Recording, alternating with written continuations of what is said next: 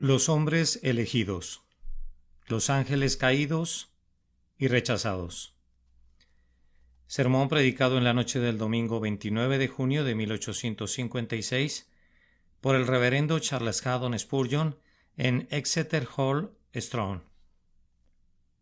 Ciertamente no socorrió a los ángeles, sino que socorrió a la descendencia de Abraham. Hebreos capítulo 2, versículo 16.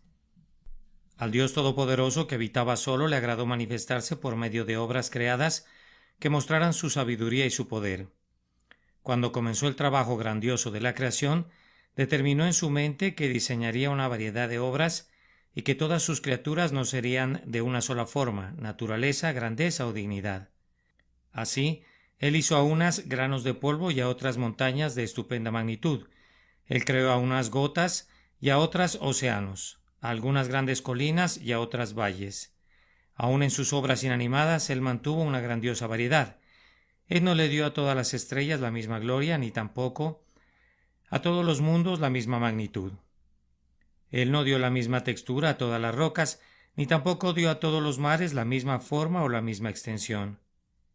A él le agradó la obra de sus manos, que era de una infinita variedad.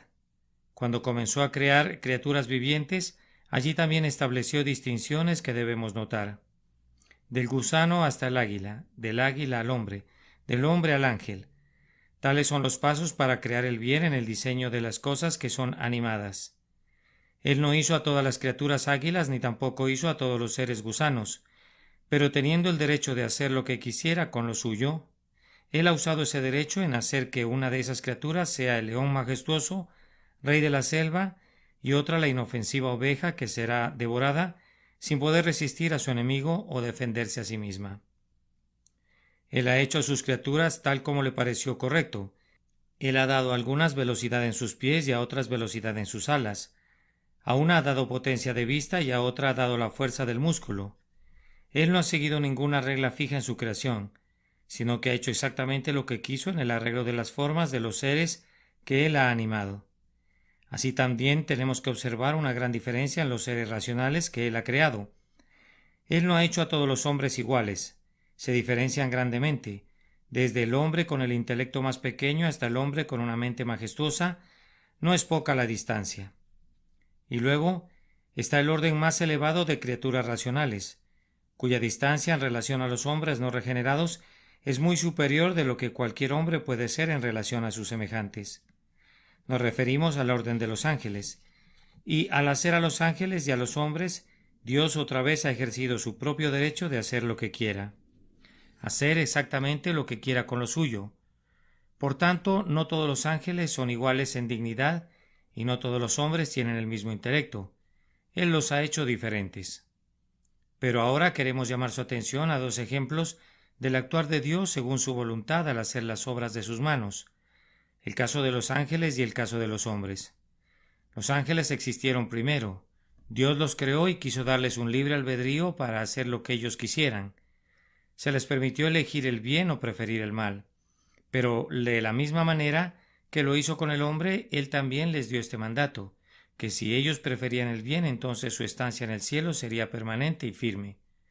Pero si pecaban, serían castigados por su culpa, y arrojados de la presencia de su gloria y echados en las llamas de fuego. En una hora maligna, Satanás, uno de los ángeles principales, se rebeló, tentó a otros y llevó por mal camino a una parte de las estrellas del cielo. Dios, en su divina venganza, castigó a esos ángeles rebeldes, los echó de sus asientos celestiales, los sacó de sus habitaciones de felicidad y gloria, y los lanzó abajo para que habitaran para siempre en el abismo del infierno. Al resto de los ángeles él los confirmó, llamándolos los ángeles elegidos. Él hizo que sus tronos los pudieran conservar eternamente, y se les dio en herencia esas coronas que, sustentadas por su gracia, ellos habían conservado debido a la rectitud de su santa conducta. Después de esto quiso Dios hacer otra raza de seres llamados hombres. Él no los hizo a todos de inmediato. Hizo a dos de ellos, Adán y Eva, y él les dio la responsabilidad de guardar la seguridad de toda su descendencia a través de todas las generaciones. Él dijo a Adán lo mismo que les había dicho a los ángeles: te doy el libre albedrío, puedes obedecer o desobedecer según tú decidas. Ahí está mi ley. tú no debes tocar ese árbol. El mandamiento no es para nada molesto. Guardar ese mandamiento no será difícil para ti, pues te he dado el libre albedrío para escoger el bien. Sin embargo, para la ruina del hombre sucedió que Adán rompió el pacto de obras, tocó el fruto prohibido y en ese día cayó. ¡Ah! ¡Qué caída fue esa! En ese momento tú y yo y todos nosotros caímos. Cuando el maldito pecado triunfó sobre nosotros, no hubo ni un hombre que permaneciera sin pecado. Algunos ángeles quedaron, pero ningún hombre, pues la caída de Adán fue la caída de toda nuestra raza. Después de que una porción de los ángeles había caído, Dios quiso ejecutar su condena y hacerlo de manera rápida y definitiva, pero cuando el hombre cayó, Dios no quiso eso. Él había amenazado con castigarlo, pero en su infinita misericordia seleccionó a la mayor parte de la raza humana a quien hizo objeto de su especial afecto. Para estos, Él proporcionó un precioso remedio. Para estos, el pacto de la salvación, y la aseguró por la sangre de su eterno Hijo. Estas son las personas que llamamos los elegidos. Y esos que Él ha dejado perecen por causa de sus propios pecados, muy justamente para la alabanza de su gloriosa justicia. Ahora, aquí ven la soberanía divina, que Dios eligió poner tanto a los hombres como a los ángeles sobre el fundamento del libre albedrío. Soberanía en que escogió castigar a todos los ángeles caídos con una destrucción total. Soberanía en que Él escogió suspender la ejecución de la sentencia para la raza humana y otorgar un perdón eterno a un cierto número que ningún hombre puede contar, seleccionados de la humanidad, que con toda certeza serán encontrados arriba a su diestra. Mi texto menciona esta gran verdad, puesto que cuando se traduce correctamente dice así: porque ciertamente no socorrió a los ángeles, sino que socorrió a la descendencia de Abraham. Como este texto tiene dos traducciones, les daré los dos significados tan brevemente como pueda. En primer lugar, la traducción de la versión autorizada dice: Él no tomó para sí la naturaleza de los ángeles. Nuestro Señor y Salvador Jesucristo, cuando vino del cielo para morir, no tomó la naturaleza de los ángeles. Hubiera sido una humillación más grande que si un serafín se hubiera convertido en una hormiga, que el todopoderoso Hijo de Dios se hubiera vestido aún con las ropas del arcángel Gabriel. Pero su condescendencia le dictaba a él que sí se iba a convertir en una criatura. Él no se convertiría en la criatura más noble, sino en una de las más innobles de los seres racionales, es decir, un hombre. Por lo tanto, él no se inclinó al estado intermedio de los ángeles, sino que se rebajó a lo más bajo y se hizo un hombre, pues ciertamente no vino en auxilio de los ángeles, sino de los descendientes de Abraham. Notemos la sabiduría y el amor de esto, y creo que habrá algo en nosotros que nos llevará a glorificar a Dios por haber hecho esto. En primer lugar, si Cristo hubiera asumido la naturaleza de los ángeles, Él nunca hubiera podido hacer una expiación por el hombre, haciendo a un lado el pensamiento de que si Él vino para salvar al hombre, no hubiera sido adecuado que hubiera venido en el ropaje de los ángeles. Es necesario admitir que si hubiera hecho eso, Él no hubiera podido ver la muerte. ¿Cómo pueden morir los ángeles? Podemos suponer que su espíritu podría extinguirse si Dios así lo quisiera. Podemos suponer la total aniquilación de todo eso a lo que solo Dios otorga la inmortalidad. Pero como los ángeles no tienen cuerpos, no podemos suponer que puedan morir, pues la muerte es la separación del cuerpo y del alma. Por lo tanto, le correspondió a Cristo tomar para sí la forma de hombre para que pudiera ser obediente hasta la muerte y muerte de cruz. Si los ángeles hubieran estado por ahí, hubieran dicho: «Oh poderoso Señor, toma nuestras radiantes túnicas. Oh, no tomes el pobre traje diario de la humanidad. Toma nuestras túnicas radiantes, todas adornadas con perlas». Y Gabriel hubiera dicho: «Ven, toma mis alas, poderoso Hacedor, y será para mí un gran honor deshacerme de ellas por ti. He aquí, toma esta corona y este manto celeste para vestirte. Tú, Hijo de Dios, ponte mis sandalias de plata en tus pies. No te conviertas en hombre, sino en ángel, si deseas humillarte». Pero no, él hubiera dicho: «Gabriel, si me vistiera con tu vestido no podría pelear con la muerte, no podría dormir en la tumba, no podría sufrir los dolores ni la agonía de la muerte. Por tanto, debo y quiero convertirme en un hombre, pues ciertamente no vino en auxilio de los ángeles, sino de los descendientes de Abraham».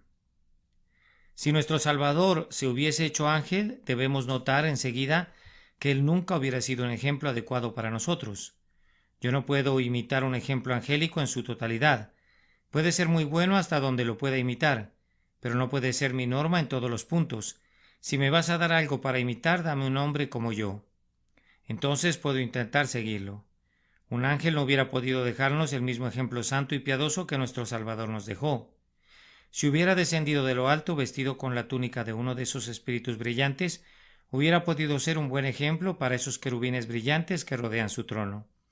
Pero nosotros, pobres hombres mortales condenados a arrastrar las cadenas de la mortalidad a lo largo de esta existencia terrenal, nos hubiéramos hecho a un lado y hubiéramos dicho: eso es demasiado elevado para nosotros, no podemos alcanzarlo. Y por lo tanto nos hubiéramos quedado cortos. Si he de esculpir en mármol, deme una estatua de mármol para que pueda copiarla, y si este barro mortal debe ser esculpido para que se convierta en un modelo de perfección, ¿cómo va a hacerlo por el Espíritu de Dios? Entonces deme un hombre como mi ejemplo, pues hombre soy y como hombre debo ser perfeccionado. No solamente Cristo no hubiera podido ser un redentor, sino que tampoco hubiera podido ser nuestro ejemplo si hubiera tomado para sí la naturaleza de los ángeles. Dulcemente, también recordemos que si Cristo hubiera sido un ángel, Él no hubiera podido entendernos. Para poder entender a nuestros semejantes debemos ser en algo parecidos a ellos. Supongamos que un hombre es hecho de hierro o de metal. ¿Podría esta persona entender a nuestros cansados pulmones o a nuestros huesos adoloridos? Si se le habla a este hombre de alguna enfermedad, ¿podría entenderla? Yo no lo quisiera tener por enfermero. No podría tener a ese hombre como mi médico. Él no podría sentir como yo siento.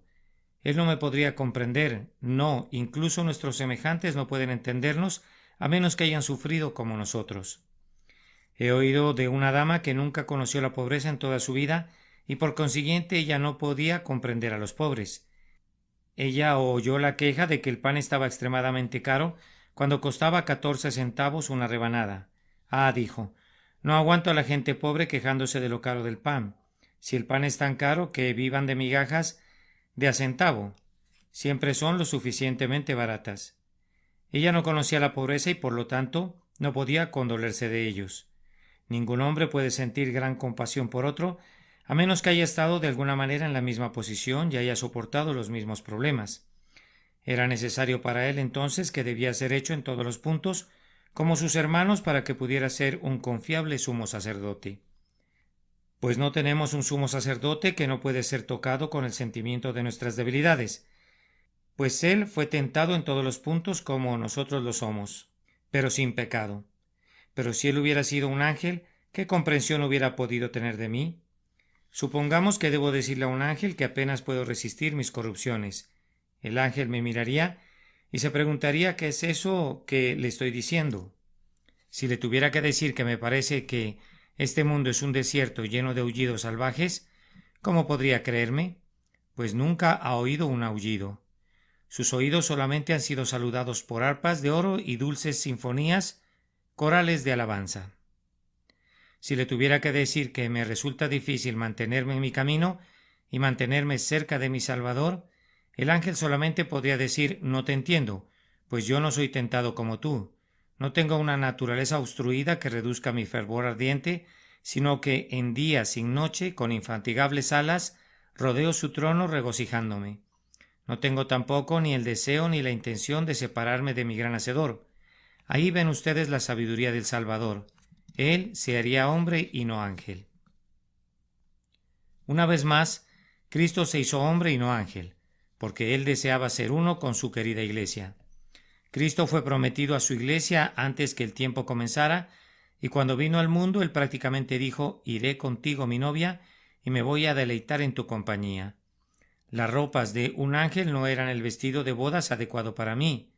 Si he de ser hueso de tus huesos y carne de tu carne, estoy asociado a ti por una unión firme y fuerte. Yo te he llamado mi deleite, pues mi deleite está en ti y he dicho: tu tierra será llamada desposada, esto es, casada. Pues bien, si estoy casado contigo, viviré en la misma condición que tú. No es adecuado que el esposo viva en un palacio y que la esposa deba vivir en una cabaña.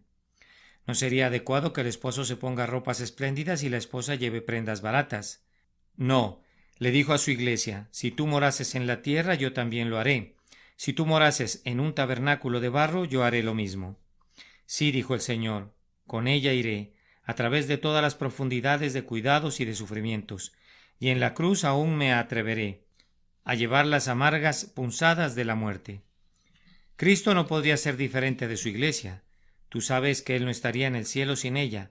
Por lo tanto, Él hizo ese largo viaje para redimirla y visitarla, y cuando Él vino con esta buena misión, Él no aceptó que ella fuera hecha de barro y que Él no fuera hecho del mismo material. Él era la cabeza y no era aceptable que la cabeza hubiera sido de oro y el cuerpo de barro. Eso hubiera sido como la estatua de Nabucodonosor que debe romperse, pues los hijos fueron participantes de carne y sangre. Él debe también tomar parte en lo mismo, pues Él se hizo perfecto a través del sufrimiento, pues Él era el capitán de nuestra salvación. Así una vez más vemos su amor y su sabiduría, que pues ciertamente no vino en auxilio de los ángeles, sino de los descendientes de Abraham.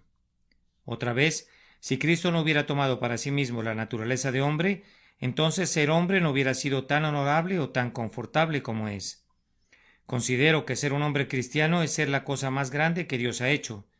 Pequeño como soy, puedo decir de mí mismo, si soy un hijo de Dios, que estoy cerca de mi Hacedor. Hay una distancia infinita, tremenda e inmesurable, pero salvo Cristo Jesús, no hay ningún ser entre el hombre y Dios. En cuanto a un ángel, él es menos que un hombre redimido. ¿No son todos espíritus ministradores enviados para servicio a favor de los que serán herederos de la salvación? Sin duda alguna, el menor sirve al mayor y el mayor no debe servir al menor. Por lo tanto, los ángeles son menos que el hombre, pues ellos nos ministran. Ser hombre es una cosa noble, pues Dios se vistió como hombre. Ser hombre es una cosa gloriosa, pues fue el vestido del Eterno. Dios fue hecho carne y moró entre nosotros, por lo tanto la carne es dignificada y glorificada. Como dije, no sería tan confortable ser un hombre si Cristo no hubiera sido un hombre. Como sé que debo morir, mi consuelo es que voy a resucitar. Pero yo no habría tenido ese consuelo si Cristo no hubiera sido un hombre y si Él no hubiera muerto y resucitado. Oh muerte, he visto a menudo tu prisión y he pensado, ¿cómo puede ser que alguien escape de allí? Los muros son gruesos y contra la puerta hay una pesada roca. Está sellada con firmeza y hay vigilantes custodiándola. Oh muerte, ¿dónde está el hombre que puede romper tu sepulcro o abrir tu puerta? Tus varas de hierro, oh muerte, no pueden ser limadas por mortales, y tus cadenas son muy pesadas para que sean rotas por lo finito. Pero me consuelo porque hubo un hombre que rompió los lazos de la muerte. Hubo uno que rompió las cadenas, cortó las barras de bronce, abrió las puertas y caminó triunfante hacia el cielo. En ese hombre veo un ejemplo de lo que yo también debo hacer cuando el sonido de la trompeta del arcángel sobresalte mis átomos dormidos. A mí también me será fácil levantarme, pues como el Señor mi Salvador se levantó, también todos sus seguidores deben levantarse. Por lo tanto, muerte, veo que tu prisión debe ser abierta otra vez, pues ya fue abierta una vez. Veo tu gusano como una cosa muy pequeña que debe soltar a su presa y devolver la carne de la cual se alimentó.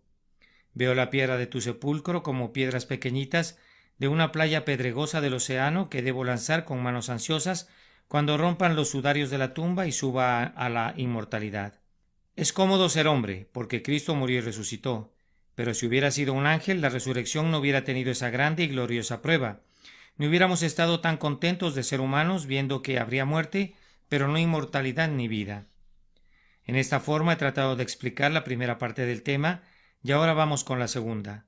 La traducción literal, de acuerdo con las notas al margen, es: Él ciertamente no socorrió a los ángeles, sino que socorrió a la descendencia de Abraham. Por lo cual se quiere decir que Cristo no murió para salvar a los ángeles, aunque muchos de ellos necesitaban salvación. Él murió para salvar al hombre caído. Ahora me gusta de vez en cuando dar a los oponentes de la gran doctrina de la gracia un hueso duro de roer.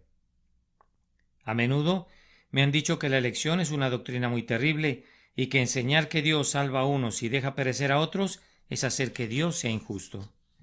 A veces he preguntado qué quieren decir con eso, y la respuesta usual que recibo es: supongan que un padre tiene un cierto número de hijos y él pone a unos de sus hijos en una terrible prisión y hace al resto de ellos muy felices. ¿Pensaría usted que ese padre fue justo? Bueno, contesto yo. Tú has supuesto un caso y te voy a responder. Por supuesto que no. El hijo tiene un derecho sobre su padre y el padre está obligado a reconocerle su derecho. Pero quiero saber qué se propone al hacer esa pregunta. ¿Cómo se aplica eso al caso de Dios? Yo no sabía que todos los hombres eran hijos de Dios. Yo no sabía que ellos eran súbditos rebeldes de Dios, pero no sabía que fueran sus hijos. Pensaba que no se convierten en sus hijos mientras no nazcan de nuevo, y que cuando ya son sus hijos los trata a todos por igual y los lleva a todos al cielo, y les da a todos una mansión. Y nunca escuché que él mandara a alguno de sus hijos al infierno. Es cierto, te he oído a ti decir eso. He escuchado que dices que algunos de sus hijos caen de la gracia y por lo tanto él los manda al infierno. Y yo te dejo resolver el problema de cómo es eso justo. Pero amigo, yo no acepto que todas las criaturas de Dios sean sus hijos. Ahora, yo tengo una pequeña pregunta para ti. ¿Cómo explicas que los demonios y los ángeles caídos están todos perdidos y sin embargo, de acuerdo con tu propia demostración, todos los hombres caídos tienen una oportunidad de ser salvos? ¿Cómo resuelves esto? Oh, dices tú, eso es otra cuestión. No estaba considerando a los ángeles caídos, pero si fueras a preguntarle esto al diablo, él no te diría que es otra cuestión. Él te diría, Señor, si todos los hombres son hijos de Dios, todos los demonios igualmente no lo son. Estoy seguro que ellos deben estar en la misma situación que el hombre, y un ángel caído tiene tanto derecho de llamarse uno de los hijos de Dios como un hombre caído. Y me gustaría que le contestes al diablo acerca de este tema bajo tu propia hipótesis. Deja que Satanás por una sola vez te haga una pregunta. Tú dices que es injusto de parte de Dios que mande a uno de sus hijos al infierno y lleve otro al cielo. Ahora, tú has dicho que todas las criaturas son sus hijos. Bueno, yo soy una criatura y por lo tanto yo soy su hijo. Quiero saber, amigo mío, dice Satanás, ¿cómo te parece a ti justo que mi padre me envíe al infierno y a ti te deje ir al cielo? Ahora debes aclarar esa pregunta con el diablo. Yo no la responderé por ti. Yo nunca supuse tal caso. Mis puntos de vista nunca me ponen en tal dilema. Pero tú te metiste en problemas y debes salirte de ellos como puedas. En mi punto de vista, la cuestión es suficientemente justa. Tanto hombres como demonios han pecado y ambos han merecido ser condenados por sus pecados. Dios, si así quisiera, puede justamente destruirlos a todos o salvarlos a todos. Si lo puede hacer con justicia o puede salvar a uno de ellos, si así le place, y dejar perecer a los demás. Y si, como Él lo ha hecho, elige salvar a un remanente y ese remanente es de hombres, y si Él permite que todos los ángeles caídos se hundan en el infierno, todo lo que podemos responder es que Dios es justo y que tiene el derecho de hacer como quiera con sus criaturas. Tú sabes que le reconoces a la reina el derecho de perdonar a un rebelde cuando ella quiera, ¿y no le reconocerás ese derecho a Dios? ¿No dices tú, no a menos que Él perdone a todos? Bueno, amigo, entonces no habría ningún derecho en eso. La reina no te lo agradecería si le pidieras que perdonara a todos. Ella diría, no hay instancias en las que no debo perdonar, precisamente por mi honor o por el honor de mis leyes, y por lo tanto no lo haré.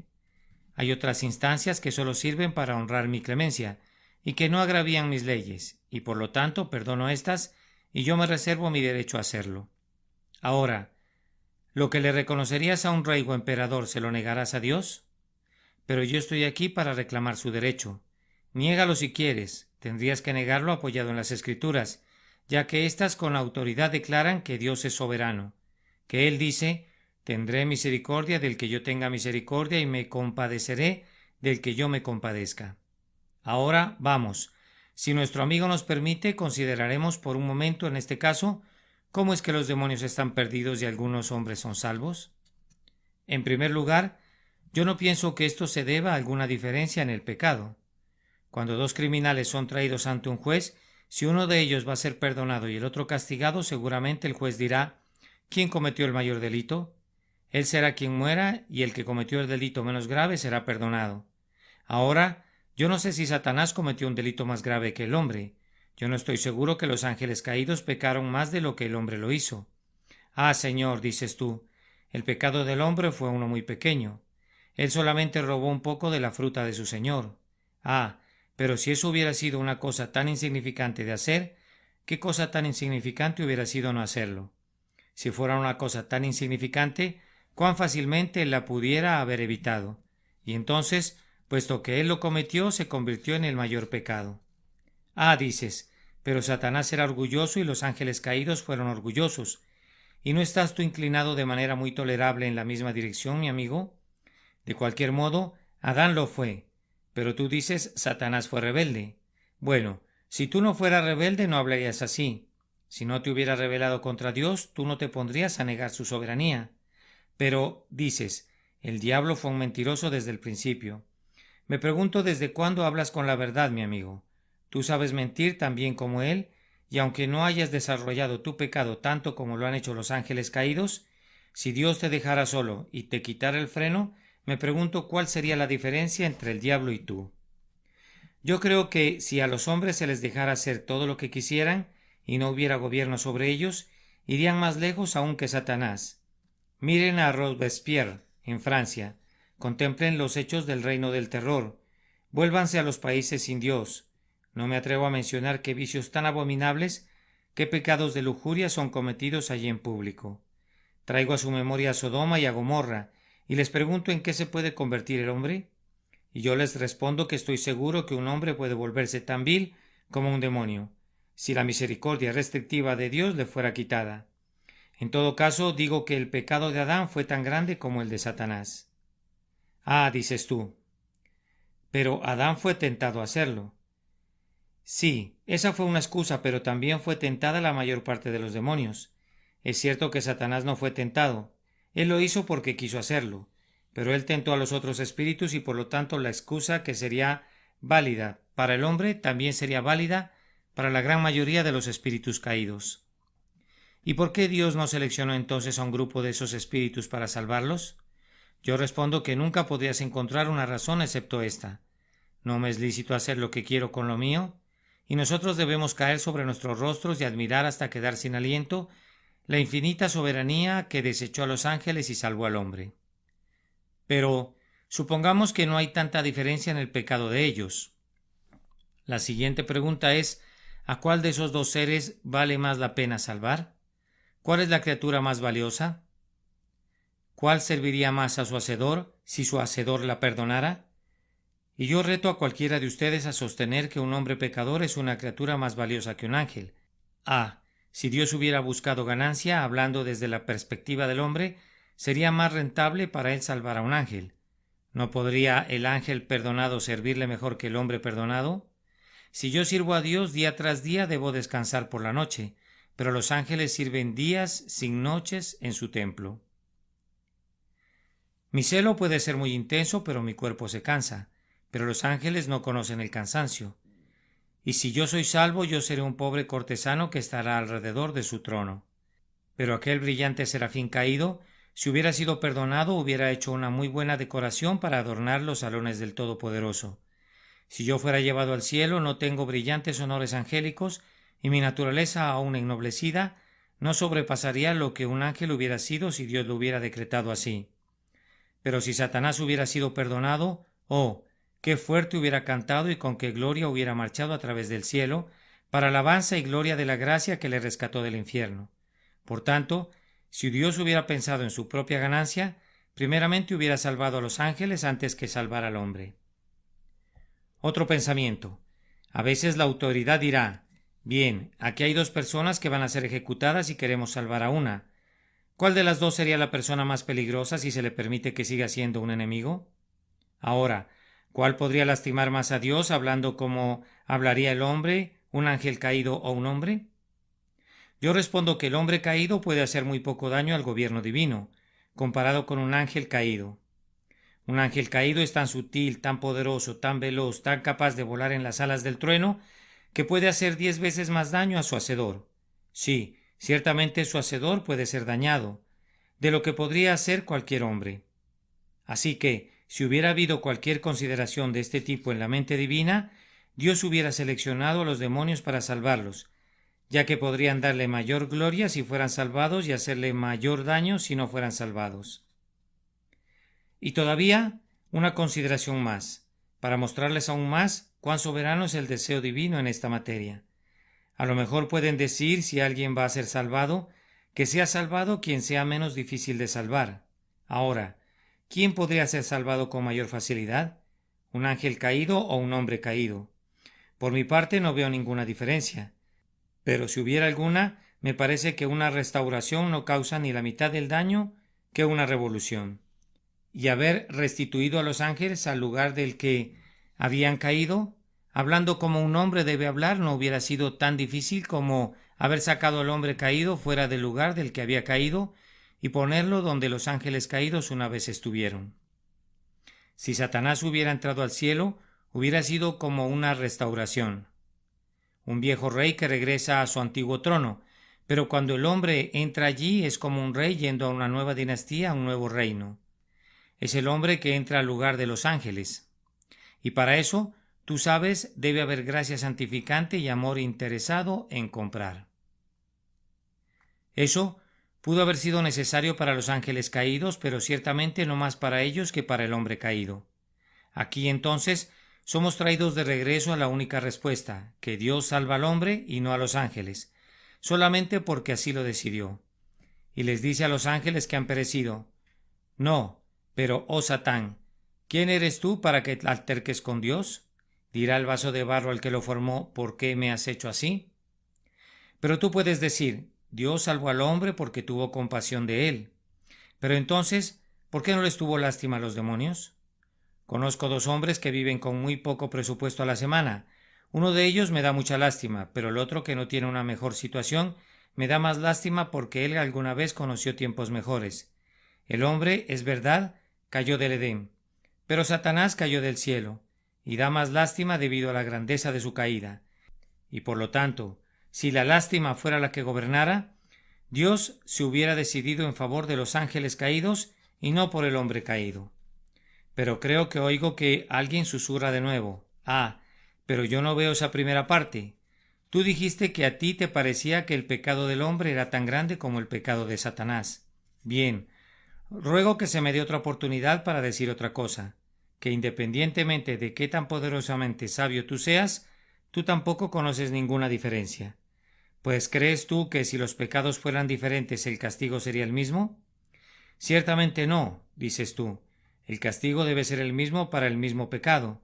Bien, pues los demonios y los hombres deben estar en el mismo infierno, el lago de fuego que fue preparado para que el demonio y sus ángeles estén allí, y que es el lugar al que los hombres son lanzados, y por tanto te desafío a que pruebes que su pecado no es lo mismo.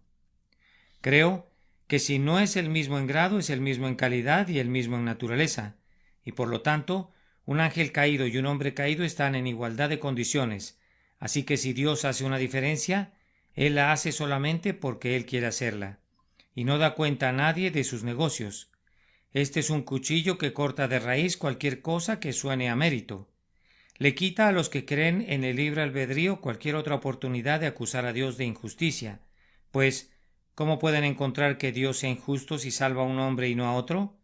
Cuando no se atreven a sugerir en lo más mínimo que Él es injusto al salvar a algunos hombres y dejar que los demonios perezcan. Ahora he acabado el tema, y debo hacer una reflexión práctica o algo así, y entonces habré terminado. Algunos pueden protestar contra esta prédica doctrinal, y saldrán y me llamarán un antinomiano, contrario a la ley. Yo para nada me voy a molestar acerca de eso, si los puedo hacer enojar, pues si un hombre odia la verdad, yo nunca me haré para atrás para no sacudir su violento enojo. Y si alguien ofende a mi Dios, entonces no importa que a su vez sea ofendido. Es mejor para él que manifieste su oposición, pues entonces quizá él podrá saber que está en el pecado y se puede arrepentir de esto ante Dios. Pero les voy a demostrar que esto es un tema práctico. Es práctico en este sentido, que si algún hombre no se somete al derecho de Dios de hacer como él quiera, él tiene una razón de mucho peso para dudar de su propia piedad. Ahora, no quiero decir nada rudo o intolerante, pero sí quiero decir esto otra vez. Si doctrinalmente lo niegan, prefiero no llegar a ninguna conclusión, pero si en sus corazones sienten odio por esa doctrina de que Dios tiene el derecho de salvarlos o destruirlos, me dan una muy grande causa para dudar que ustedes alguna vez hayan conocido su propia posición a los ojos de Dios. Pues estoy completamente seguro que ningún pecador humilde dudará el derecho que Dios tiene de destruirlo, y creo que ningún hombre que siente algo de amor hacia sus semejantes, creyendo que Dios tiene el derecho de destruirlo, discutiría con Dios de alguna forma. si él decide salvar a otro que es tan malo como él mismo. Les digo, es su orgullo que todavía no ha sido humillado lo que da coces contra esta doctrina de la elección. Es su orgullo infernal, nacido del infierno, el que las hace odiar de verdad. El hombre siempre la ha rechazado y siempre lo hará. Cuando Cristo predicó esta doctrina una vez, ellos querían arrastrarlo al borde de la cima del monte y lo hubieran arrojado de cabeza. Y siempre espero encontrar oposición si hablo con amplitud y claridad. Pero déjenme decirles con toda solemnidad que si ustedes no creen en el derecho que Dios tiene sobre ustedes, me temo que su corazón nunca ha estado bien delante de Dios. Otra conclusión práctica, si tú crees que esto es verdad, que Dios tiene el derecho de enviar tu alma al infierno y que si se salva a alguien más y no a ti es justo, si crees que si Él te salva es un acto de amor soberano que distingue, entonces muestras un espíritu que está muy cerca del reino de los cielos. Yo no creo que un hombre admita esta verdad a menos que haya tenido un cambio de corazón. Puede admitirla en su mente, pero no sentirá que sea verdad, a menos que tenga un nuevo corazón y un espíritu correcto. No iré tan lejos como para decir que un hombre que cree en la soberanía divina es un cristiano. Eso sería estirar demasiado la verdad. Pero sí digo que si un hombre es lo suficientemente humilde, lo suficientemente manso, lo suficientemente contrito para echarse a los pies del Salvador con esto, no traigo nada en mis manos. Yo no tengo justicia ni demandas si tú me condenas. Serías justo. Si tú me salvas, te lo agradeceré para siempre. Un hombre así tiene que haber tenido un trabajo de la gracia en su corazón para traerlo a esta conclusión. Si puedes decir eso, entonces, pobre pecador, acude a Jesús. Acude a Jesús porque Él nunca te rechazará. Permítame contarles una historia acerca del hijo pródigo y entonces llegaré a una conclusión. El hijo pródigo salió una mañana y tuvo un largo viaje por recorrer. Tenía frente a sí una montaña que escalar, llamada la montaña de sus propios pecados e iniquidades. Él apenas había llegado a la cima y se estaba acercando a una torre, llamada la torre del verdadero arrepentimiento, cuando su padre, que estaba sentado en el techo de la casa, lo vio. Y cuando lo hubo visto, corrió inmediatamente y antes de que su hijo llegara a la puerta, el padre cayó sobre su cuello y lo besó. Llevó a su hijo a su casa y preparó un banquete y festejaron. Pero después de que el hijo se había sentado, el padre lo miró y vio como su hijo no comía y que sus lágrimas rodaban en sus mejillas. «Hijo mío», dijo el padre, «¿por qué no comes? ¿Por qué lloras, hijo mío? Todo este banquete fue preparado para ti». Soltándose en llanto, el hijo dijo: «Padre, ¿me perdonas todo?» «Sí», le respondió el padre, «te perdono todo. Come, hijo mío, no llores». El hijo pródigo prosiguió en su estado. El padre miró a los otros invitados, pero luego, contemplando a su hijo, vio que lloraba otra vez y que no comía. Dijo el padre: «Hijo, ¿por qué no comes? El banquete es solo en tu honor. ¿Por qué lloras, hijo mío?» «Padre», dijo, con lágrimas rodando en sus mejillas otra vez, «¿me permitirás quedarme aquí?» «Oh, sí, hijo mío», dijo el padre. «Come, no llores, tú te quedarás aquí. Eres mi hijo amado». Bien, el hijo pródigo estaba allí, y el padre miró a los otros invitados, pero de vez en cuando volvía la mirada hacia él y ahí estaba su hijo llorando de nuevo. «Mi querido hijo», le pregunta, «¿por qué lloras?» «Oh, padre», dijo él, «¿me vas a permitir quedarme aquí?» «Pues si no lo haces, sé que voy a huir». «Padre, ¿harás que me quede aquí?» «Sí, hijo mío», dijo el padre, «eso haré». Mi gracia, como una cadena, unirá ese corazón errante a mí. El hijo se limpió los ojos, comenzó a comer y ya no lloró más. Allí, pobre hijo pródigo, hay algo para ti. Si vienes a Cristo, te quedarás con Él para siempre, y por sobre todas las cosas, Él te guardará allí. Por tanto, gózate, pues aunque Él tiene el derecho de destruirte, recuerda, Él no lo hará, pues su corazón está lleno de amor y de compasión por ti. Solamente ven a Él y serás salvo. Los hombres elegidos. Los ángeles caídos, rechazados. Sermón predicado en la noche del domingo 29 de junio de 1856 por el reverendo Charles Haddon Spurgeon en Exeter Hall, Strong. Ciertamente no socorrió a los ángeles, sino que socorrió a la descendencia de Abraham. Hebreos capítulo 2, versículo 16.